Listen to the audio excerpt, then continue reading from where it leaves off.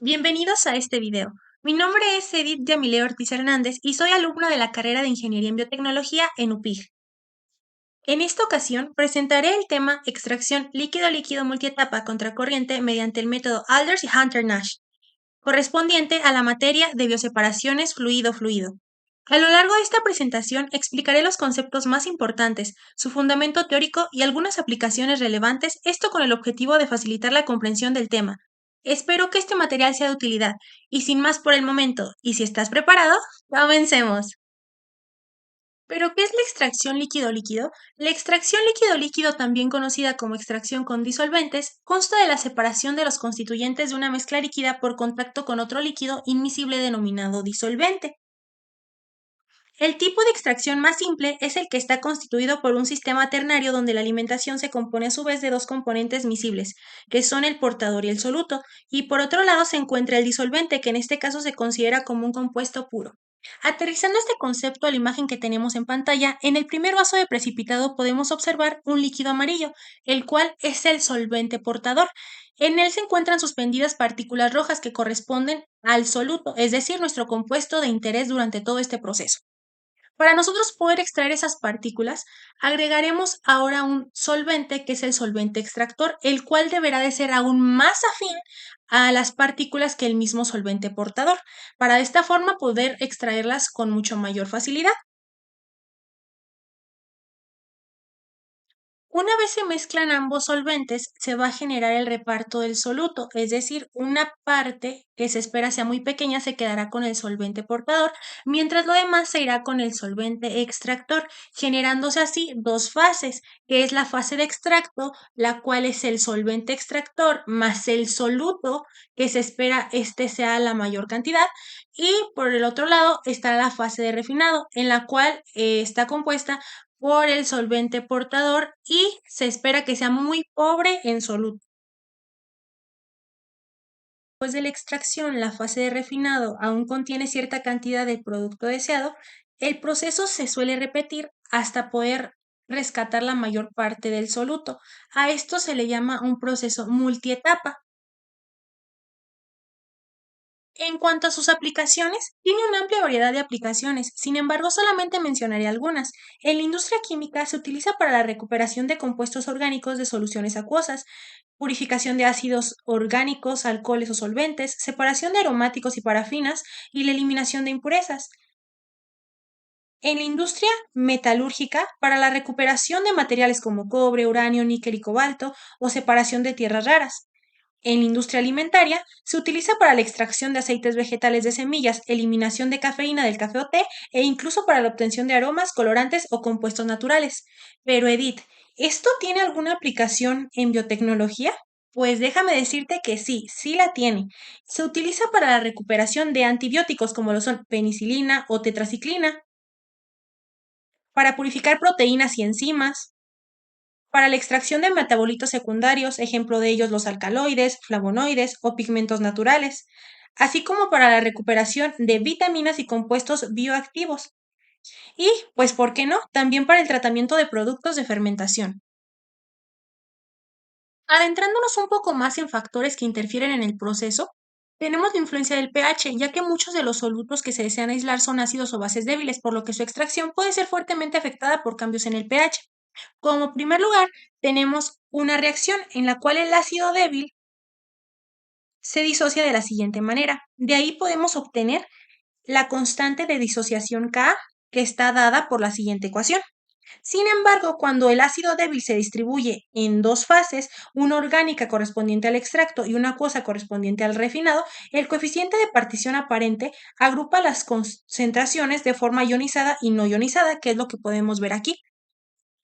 Ahora, uniendo esta ecuación con esta ecuación, obtendremos la siguiente ecuación que ocuparemos a continuación. De la ecuación anterior se despeja Chi, que corresponde al coeficiente de partición intrínseco de las especies no ionizadas y está definido de la siguiente forma. Ahora recordando que pKa es igual al menos logaritmo de Ka, se van a combinar estas ecuaciones para obtener la siguiente ecuación. Es importante decir que los valores de pKa están tabulados, o sea, ya están preestablecidos. Y pues con el desarrollo anterior para el caso de una base débil es análogo y se conduce a esta otra formulita. Al siguiente tema tendremos a la ecuación de Nernst. La ecuación de Nernst describe cómo se distribuye un soluto entre dos líquidos inmiscibles en equilibrio durante una extracción líquido-líquido. Es decir, el soluto A se distribuye entre dos fases líquidas inmiscibles. En el equilibrio, el potencial químico del soluto debe de ser igual en ambas fases.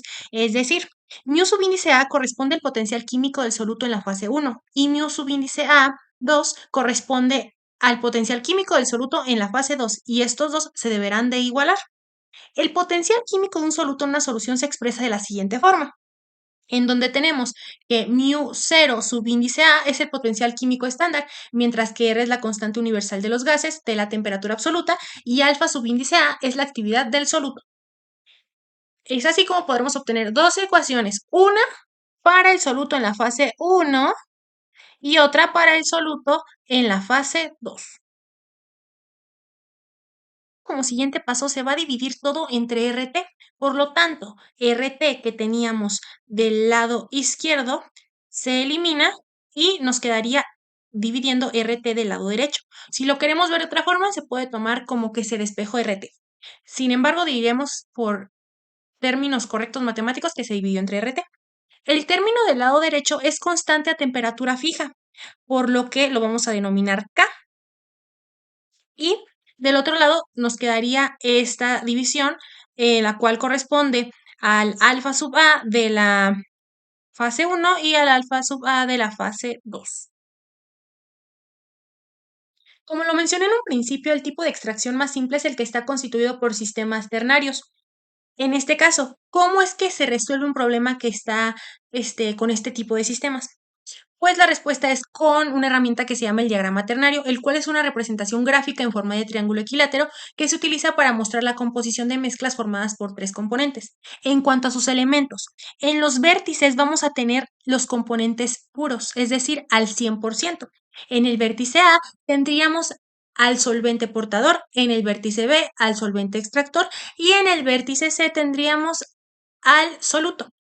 Si nos vamos por los lados del triángulo, vamos a tener sistemas binarios. Por ejemplo, este sería el sistema binario CA, el sistema binario BC y el sistema binario AB que se encontraría en la base, o también lo podríamos llamar zona de solventes, puesto que en esta parte estarían las composiciones únicamente de los solventes. Si nos adentramos más al triángulo, ya vamos a tener un sistema ternario, es decir, con composiciones A, B y C. Estas irán variando de acuerdo a la posición en la que nos encontremos, es decir, el punto que elijamos dentro del triángulo.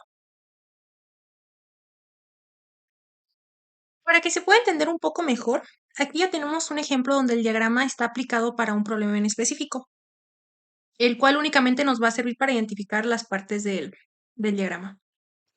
Como dijimos, en los vértices se van a encontrar los componentes en su 100% de pureza. En este caso, pues aquí está el solvente portador, el solvente extractor, el soluto.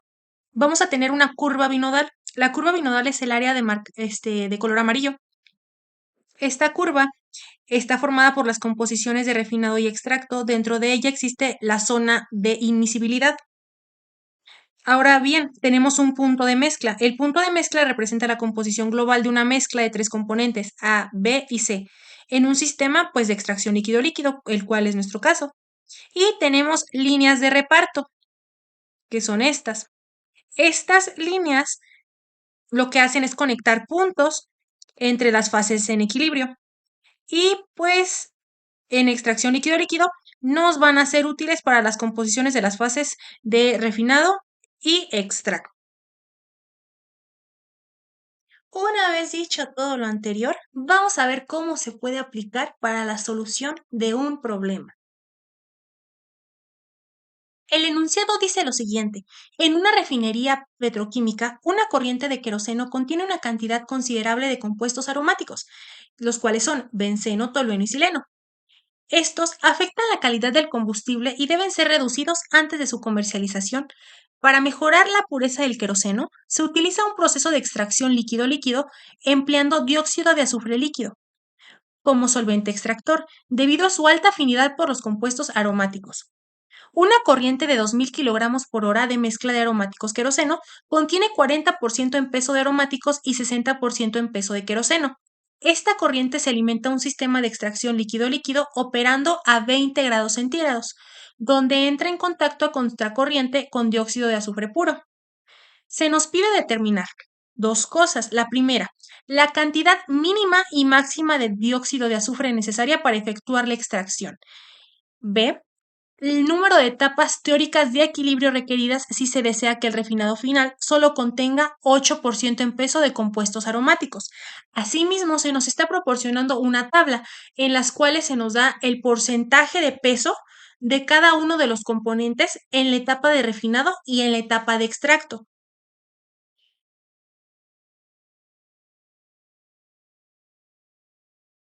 El primer paso que se realizó fue pasar los datos proporcionados en el problema a números decimales. ¿Cómo se realizó esto? Pues dividiendo cada uno entre 100. Se obtuvieron los nuevos datos, ahora sí ya en número decimal.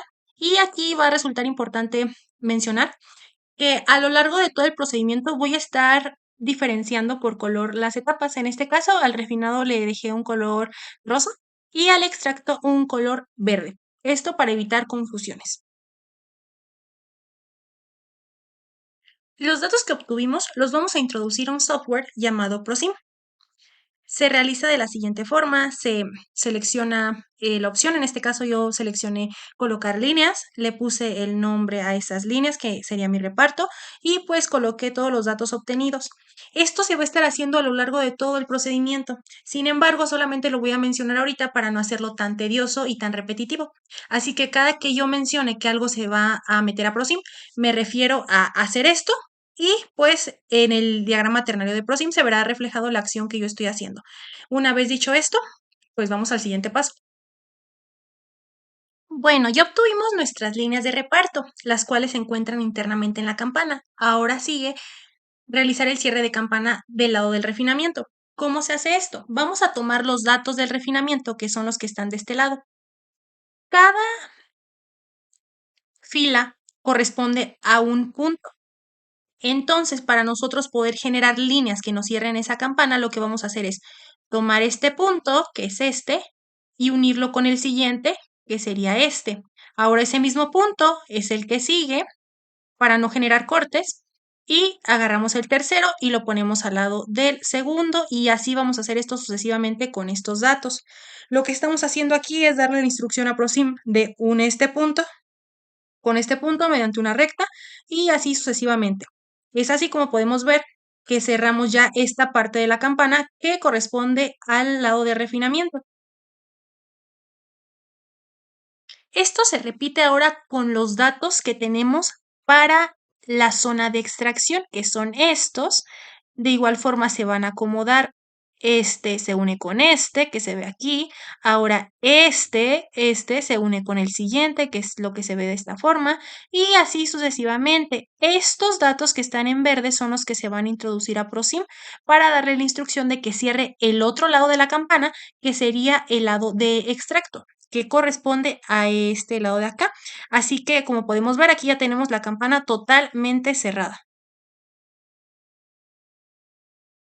Una vez tengamos ya delimitada el área de la campana, lo que sigue es resaltarla. ¿Para qué? Para poder hacer esto un poquito más visual y entendible. Para ello vamos a tomar los datos que teníamos para la parte de refinado, que son estos, y se van a unir con los datos de extracto, ordenándolos de mayor a menor. Se toma como tal el triplete de coordenadas y se van ordenando en orden de ascendente a descendente.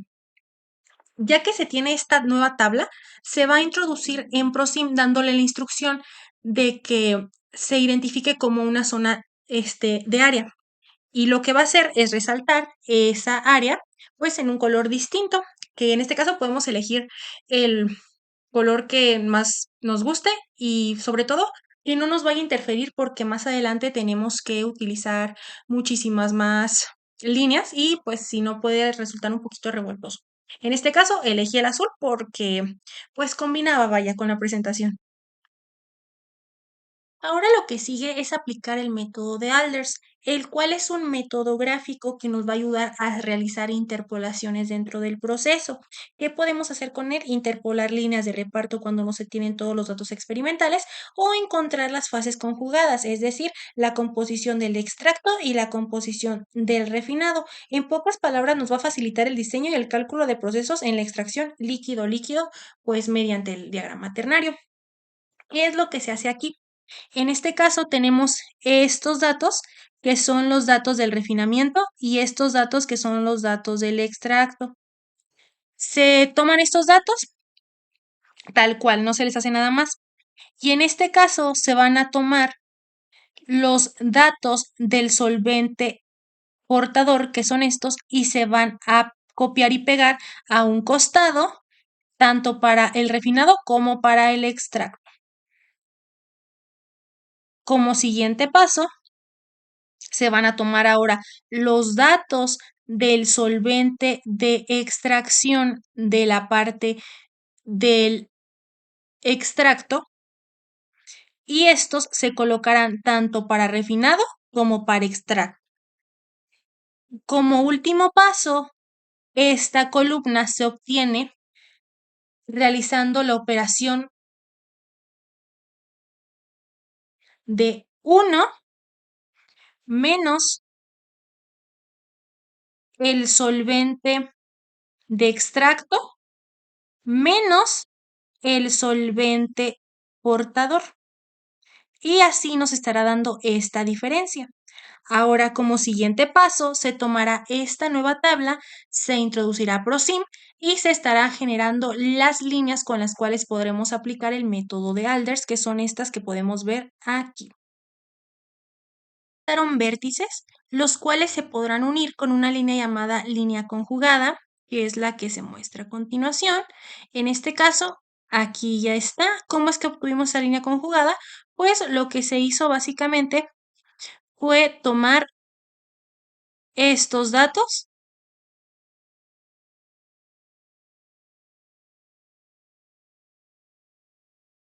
y de igual forma acomodarlos como se venía mencionando, para poder generar esa línea uniendo un punto con el otro y así sucesivamente y se genera la línea conjugada. Como siguiente paso, lo que se realizó es trazar la línea del balance global. Esta línea corresponde a la línea azul que se puede observar punteada. Y básicamente aquí lo que tenemos es dos puntos. Este punto es el punto de entrada F, en donde se mencionaba que teníamos un 40% de aromáticos y un 60% de queroseno, por lo que su coordenada es 0.6, 0,0.4 corresponde a este punto. Ahora, ¿qué más tenemos entrando al sistema? Tenemos entrando al sistema lo que es el dióxido de azufre puro. En este caso, como está puro, no está acompañado de nada, por eso parte de este punto donde su coordenada es 0,1,0, es decir, no tenemos ni querosenos ni aromáticos. Estos dos puntos se unen y se genera esta línea que es la línea del balance global. Como siguiente paso, vamos a ubicar el punto Rn en el diagrama. Para ello nos vamos a apoyar de las instrucciones que nos decía el enunciado. Rn es el punto de refinado, ¿no? Entonces en el enunciado se nos mencionaba que se requería que únicamente quedara un 8% de aromáticos en la parte del refinado.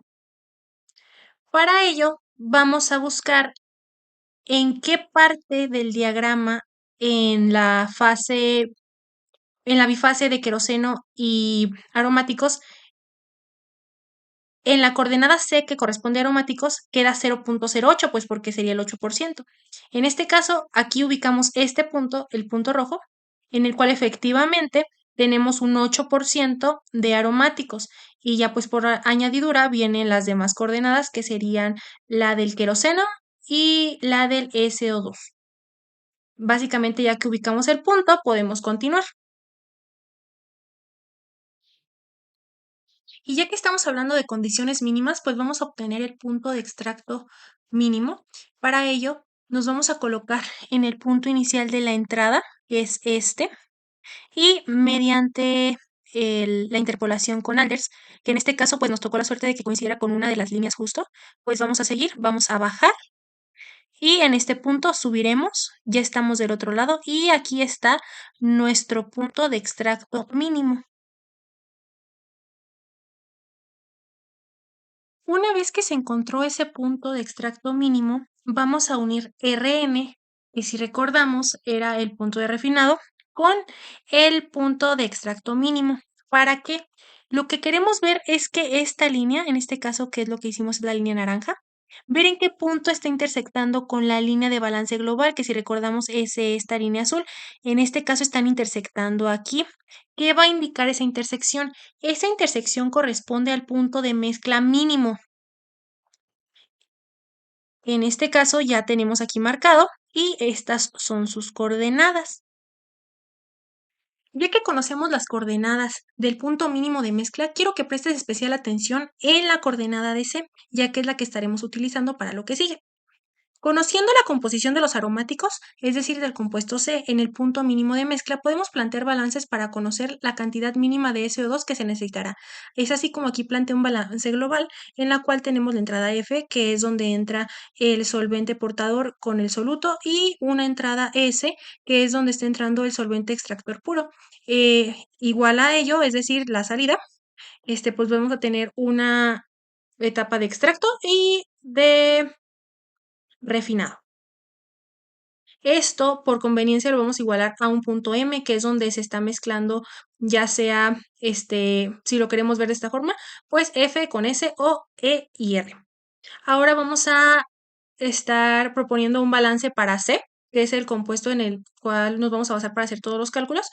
Y aquí vamos a tener que pues C está presente en un inicio en la corriente F, que multiplicado por la composición de C en F, lo cual va a ser igual a M, la corriente M, que está multiplicado por la composición de C en M. ¿Esto por qué? Porque pues no tenemos acumulaciones ni otro tipo de cosas que tengamos que agregar a este balance. Ahora bien, vamos a decir M es igual a F más S porque lo tenemos de este lado, y ahora esto lo vamos a sustituir como parte de M. Como siguiente, pues vamos a desarrollar este producto obteniendo esto que está aquí y vamos a factorizar. En este caso, pues F es el común entre este y este, se factoriza y se realiza el despeje para conocer la corriente S.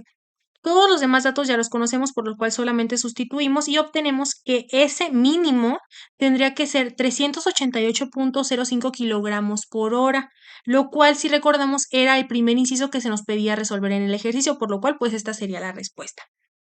Ahora bien, considera una cantidad extra de solvente mínimo calculado para poder predecir una extracción más real. En este caso yo decido agregar un 70% más del mínimo del solvente, por lo cual multiplico por 1.7 la cantidad del mínimo, obteniendo así 659.70 kilogramos por hora.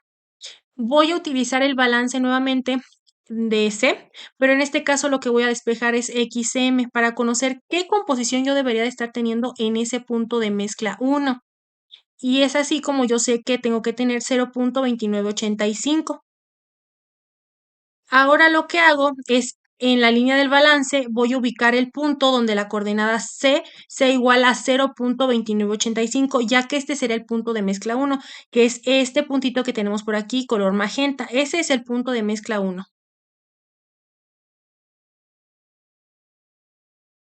Bueno, aquí va a surgir un tema debido a que realicé directamente ya el método de Hunter-Nash sin dedicar una diapositiva especial a este, pero sin embargo lo voy a explicar.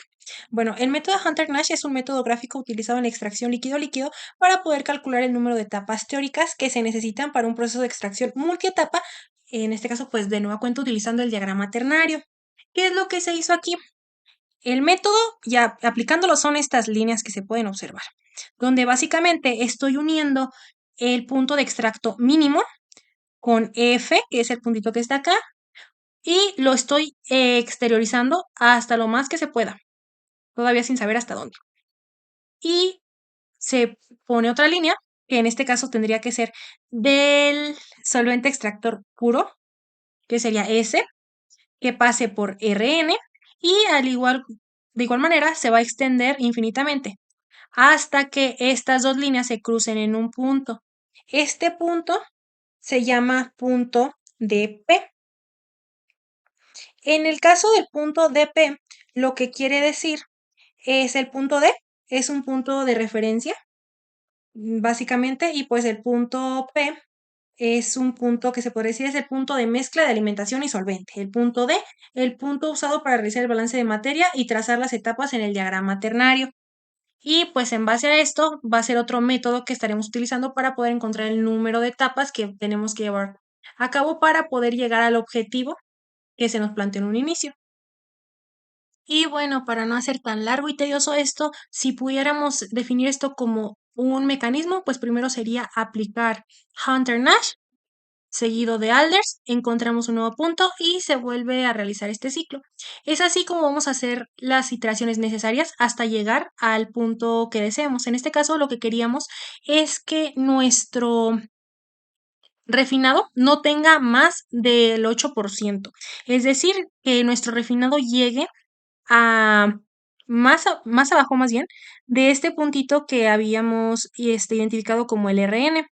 En este caso, únicamente después de varias iteraciones, en este caso solo 3, vemos que con la tercera iteración ya se puede cumplir esto debido a que está aquí ya en una composición del 4%, es decir, todavía menor a la que se nos había pedido, así que hasta aquí ya daríamos por terminado nuestro problema.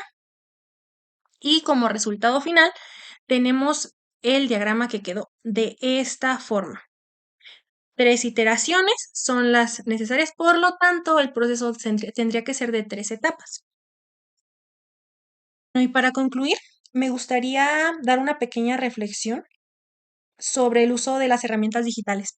En este caso, pues los simuladores como lo es ProSim, inteligencias artificiales, graficadores en línea y lectores de video representan sin duda alguna una gran ventaja para el aprendizaje, el diseño y la optimización de sistemas.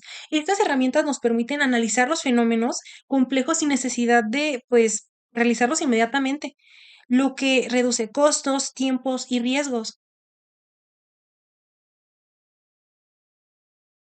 Y como aprendizaje, pues bueno, lo que pude aprender es el manejo de ProSim, el uso del diagrama ternario para la solución de problemas líquido-líquido, todo lo que está detrás en cuanto a teoría de la extracción líquido-líquido, así como los factores que pueden influir tales como el pH, porque pues al final de cuentas es algo que no está como tan simple de poder distinguir sin entender todo lo que conlleva el proceso.